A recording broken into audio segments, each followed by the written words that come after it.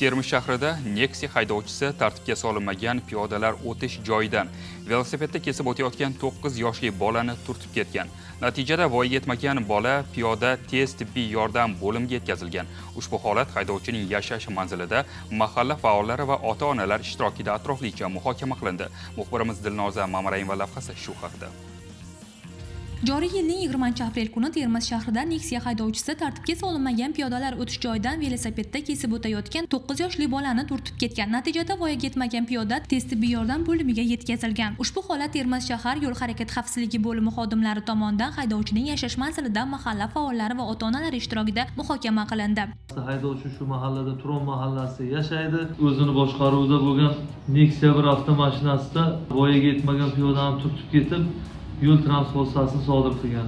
Natijada chap oyoq boldir suyagi sinib, shoshilinch tez tibbiy yordamga yotqizilyapti. Yig'ilishda piyodalar o'tish joyiga yaqinlashayotgan haydovchining qoidalarga amal qilmasligi, ehtiyot choralarini ko'rmaganligi tanqid qilindi. Shu o'rinda voyaga yetmagan bolalarni avtomobil yo'llarida nazoratsiz qoldirayotgan, velosiped va individual harakatlanuvchi vositalardan foydalanishga yo'l qo'yib kelayotgan ota-onalarning ham harakati keskin qoralandi. Bu uchun qonunchilikdagi javobgarlik masalalari xususida tushuntirishlar berildi.